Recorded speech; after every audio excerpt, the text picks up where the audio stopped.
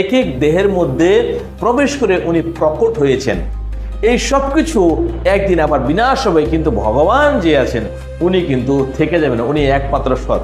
এই বস্তু, এই ম্যাটেরিয়াল, এই গাছপালা, মানুষ, যত রকম দেহধারী দেখছেন, এই সব কিছু একদিন বিনাশ হবে, কিন্তু ভগবানের শক্তি আর ভগবান কোনোদিন বিনাশ হবে না।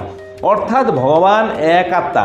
এই সমস্ত মানুষ আমরা একই আত্মার সাথে যুক্ত আছি, ওই একই আত্মার অংশ আমরা, কিন্তু সেটা আমরা বুঝতে পারছি না বলে আমাদের মধ্যে যত রকম দ্বন্দ্ব, হিংসা, কলহ এই সমস্ত লেগে আছে।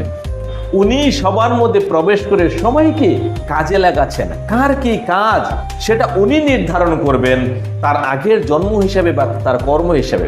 তো সেই জন্যই মানুষের যে যে কর্ম পেয়েছে সেই কর্মই মনোযোগ সহকারে নিষ্ঠাভাবে করা উচিত। তাহলেই ভগবান আপনাকে আরো ভালো রাস্তাতে নিয়ে যাবেন এবং আপনার মধ্যে আরো বেশি করে উনি প্রকট হবেন।